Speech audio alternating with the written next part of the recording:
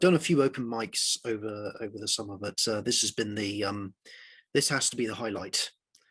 So because there's such a interesting group of people here, and I'm actually going to continue from last time reading a new section of my novel Behind the Window, and this is a vastly different section to any of the material that I read so far. This bit takes place in 2050, so 2050, and basically the world is slowly but surely coming to an end. And what I did today was I sort of took two of the narratives so from a gentleman called Ian, and I sort of amalgamated two of the narratives into one. So I'm going to read that out for you.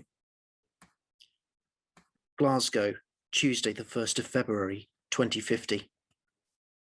The truth is, I don't know, I was told by the extremely vulgar-looking agent.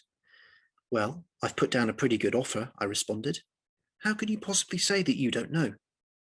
How can you expect me to guess other people's minds?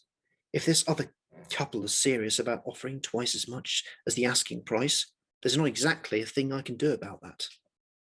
I'm sorry, I'd gone too far. The agent was just only doing his job. Here I was in Glasgow, this miserable dump, on a winter's morning at the halfway point of the 21st century. I was trying to move my wife and I to Ohio. We'd got our eye on a nice little house, picturesque, all the trimmings. It was in Cleveland, not too far from the centre, but enough to give us a sense of suburbia. This was something important, something neglected, especially in 2050. My wife and I needed a new start. Our friend Herbert and his family would be there to look after us, help us settle in. The Haywoods were good, caring people. The agent folded a stack of notes and gazed at me pitifully. I'll be in touch, Ian, he said. He showed me out of the office and gave me a mildly hard pat on the shoulder. Damn. The rain flowed like the tears of the Roman gods, continuing its never-ending onslaught. I pulled the hood of my waterproof coat tight over my head and trod onwards through the rain. Trongate was its usual busy self. Everyone was wet, miserable, dreaming of their next shot of alcohol. An outsider totally unfamiliar with the world of business, travelling here for the first time, could mistake the business people scurrying around like rats for mourners at a state funeral. A taxi whooshed past, splashing the ground in front of me with a consignment of dirty rainwater. I wasn't driving today, so stopped in the cross lane for a quick pint. Oh, how this neglected pub could suit the soul. I nodded at a few regulars, who'd most likely been drinking since opening time, and ordered local ale that they had on tap. Perfection sometimes came in such small amounts.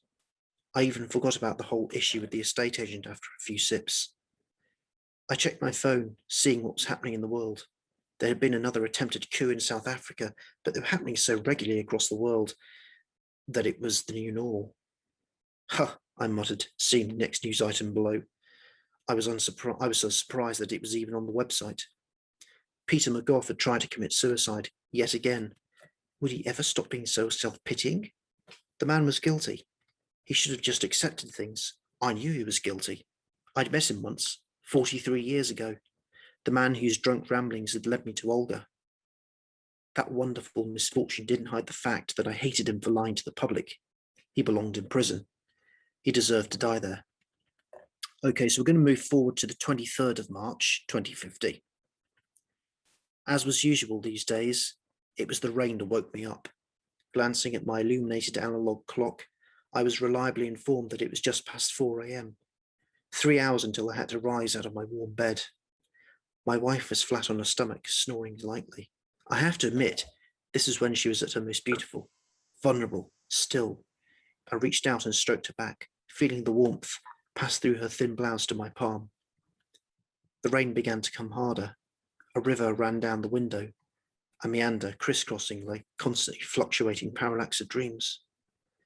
This feeling of security, of peace, had come about since the beginning of the month, when we'd successfully bought a house. Not the one we were after, this was somewhat smaller, but we would be close to our friends, that's what mattered. Anyway, it would be better than here. We had to get out. I was counting down the days to our departure, 2nd of May. We would start the whole process of packing in the next few days. The cardboard boxes would be arriving soon. One whole morning would be spent physically assembling the things, which reminded me I needed to buy some tape. Then it would be a case of labeling everything and ensuring that things were sealed up in an organized fashion. A flash zapped through the stillness of our room, followed by a swift boom. It would have been an incredible sight if it wasn't such a normal occurrence these days. The world felt like it was dying, and thunderstorms were a symbol of the cancer that has spread across its surface. I got up and gently slammed my fists against the glass. "Everything okay, hun?" Pauline was stirring from her sleep. "Yeah, it's okay. Rough out there?" "You can say that again. It's going to be okay." "I have a feeling it won't. I shouldn't have said this to Pauline, but sometimes words just like to play their own tune." "It will, I promise.